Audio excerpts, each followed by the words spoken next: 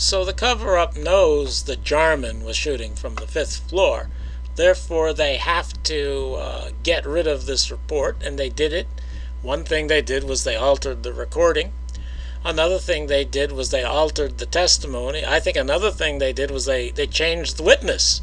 I think the original witness was an 11-year-old boy. I'm not going to get into all that, but I think this was a big issue for the cover-up. And part of covering it up was getting rid of the Sergeant Harkness transmission about Amos Ewens, the witness. So I think what they did with the recording was they took a later transmission by Sergeant Harkness and put it in the 12:36 minute. They either put it in over his original transmission there, or they just erased the original transmission and they put in this new transmission, or this transmission that was made later, so that it's really Harkness, it's really saying 5th floor, but he's probably talking about Howard Brennan by this time. Now there is evidence of this in the Warner transcript, where it is actually a note to the transcriber that the transcriber transcribed, even though he wasn't supposed to. He transcribed the note, and the note says the records have been recorded out of context for a few sentences. Do not transcribe anything after the sentence, and so on. So what they're saying here is, and apparently Warner is not dealing with tape recordings, he's dealing with records. Or maybe he's dealing with a tape. It's not clear to me what he's dealing with. But whatever, what they're saying is that it's recorded out of sequence. And indeed, if you study this, you will find that material from, I think it's almost an hour, yeah, it's an hour later, is recorded over this material in the 12:46 minute. And it's recorded over a Sergeant Harkness conversation, coincidentally. And you can tell that, even though Harkness is not identified here, when the recording resumes after the overdub, it's Sergeant Harkness talking about the epileptic fit, and we know that because that's in other transcripts. We know that's Sergeant Harkness. So a Sergeant Harkness conversation has been, or transmission has been recorded over here, partially at least, and therefore this could be the source of the transmission from Harkness we now have at 12:36. That is because they used this part of the Harkness transmission in the 12:36 minute. They took it from here and put it over there. They had to record over this to hide it here, so that you don't hear it twice in the recording. So what I'm saying is that this transmission we have from Harkness was taken from a later time. It probably referred to Howard Brennan, but by putting it in the 12:36 minute allows us to assume that this is his Amos Ewens transmission, even though Amos Ewens is not directly referred to in it. And to judge by what Underwood said, you would think that Amos Ewens and the black man would be referred to, and that's why they had to get rid of it. So they recorded, essentially they recorded over the original Amos Ewens transmission, and they put the Howard Brennan transmission in its place. 12:36.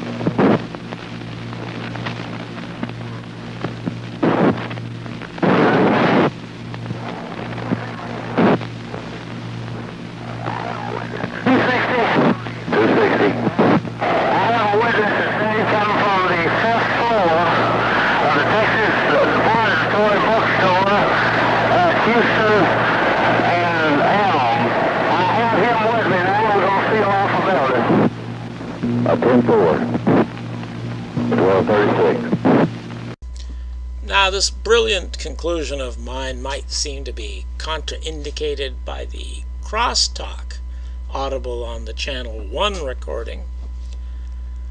But actually, in the course of making this video, I think I found the proof that it proves me right. and I'll get to that. But first I have to deal with the crosstalk. Crosstalk, for those of you who may not be aware, occurs in this event when one channel is picked up, or when you have two radios near each other and somebody has a mic open and you can hear the other channel coming through that mic being broadcast on the other channel. That is, if somebody is transmitting on channel 2 and there's an open mic on channel 1 near a receiver, then the transmission from channel 2 can be picked up by that mic and it can be transmitted out on channel 1. And we have an instance of that here, apparently, with the Sergeant Harkness transmission at 1236. That is, you can hear it as crosstalk on channel 1.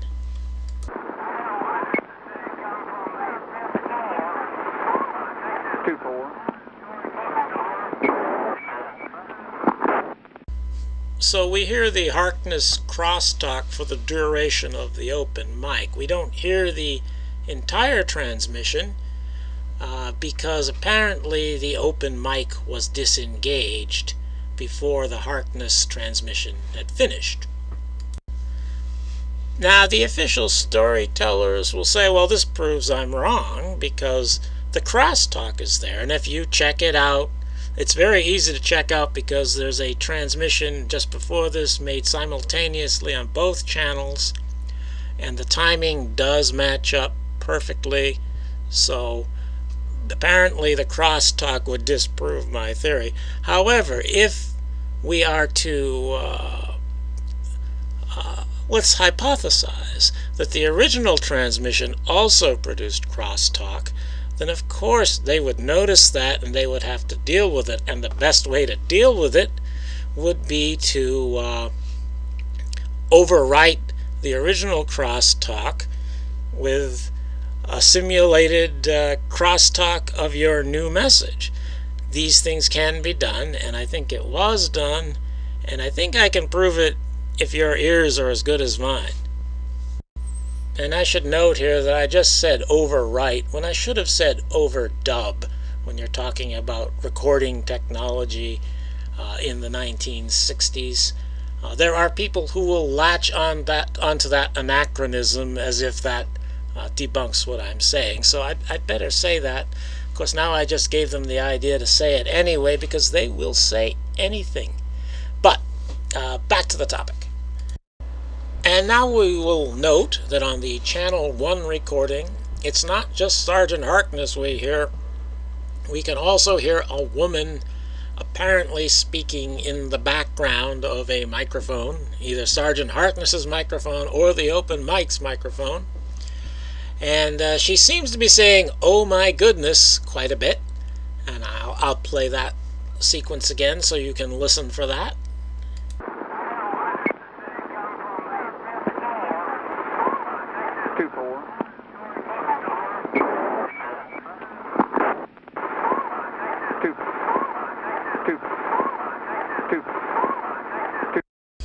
So Little Miss Oh My Goodness is part of the crosstalk, and she's on here either because she was picked up by Sergeant Harkness's microphone or because she was picked up by the microphone of the open mic. I know somebody who actually argued that that is Mrs. Cabell, the mayor's wife, who was at Parkland Hospital and was presumably within earshot of H.B. McLean's open mic parked on his motorcycle at Parkland Hospital. I think that's not correct. I shouldn't even have mentioned that. But anyway, I think it's actually Victoria Adams. This is exactly the kind of reaction you would expect her to vocalize when she heard 4th floor. Oh my goodness, that's my floor. That's what you'd expect her to say. And actually, I think I can hear her saying that here. That's our floor, I think, is what's being said here. This isn't the proof I was talking about. But I'll play that anyway and see if you can hear it.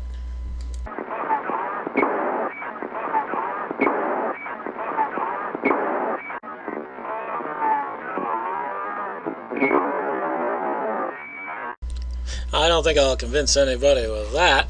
But anyway, if that really is Vicki Adams coming through Sergeant Harkness's microphone, then she should be loud and clear by comparison on the Channel 2 recording, because the Channel 1 crosstalk is the Channel 2 broadcast coming through a microphone. So the original recording should have her much more clearly.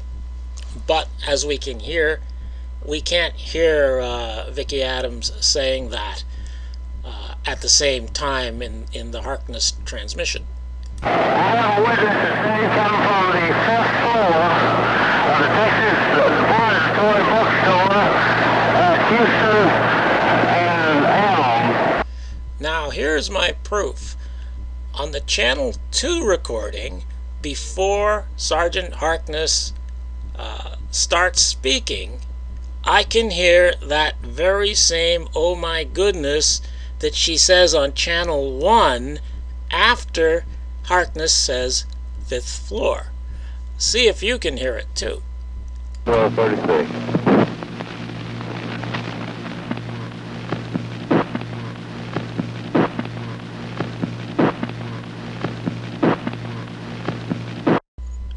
And now I'll play what I perceive to be the same "oh my goodness" on Channel 1 and then Channel 2, and alternate them so that you can possibly hear the similarity of the two.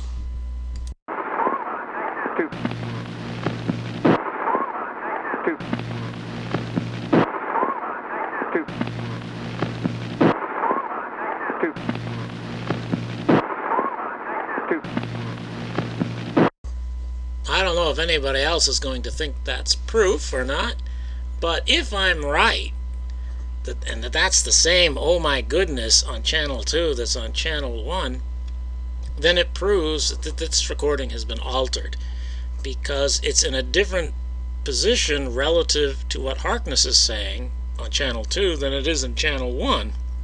Also, it shouldn't be on Channel 2 at all,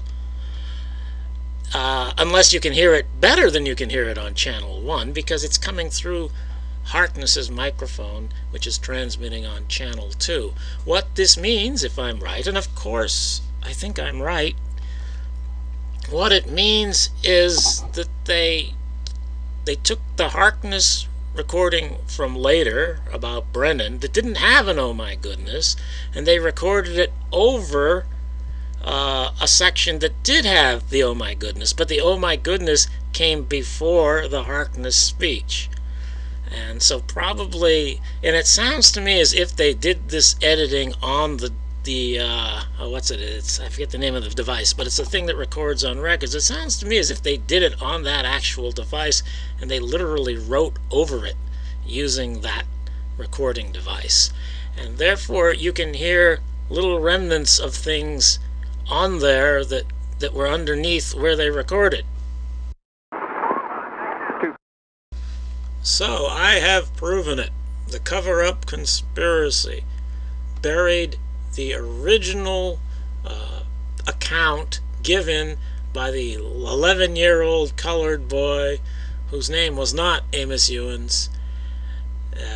They covered it up by taking one Sergeant Harkness transmission from 1247 or something like that, and essentially pasting it in, if I may use the anachronistic term, into the 1236 minute in order to simulate the report from Harkness about the Ewens witness, but really that was the Harkness report about Brennan. I get confused just saying that, but I think I'm right, and I think I have proven it.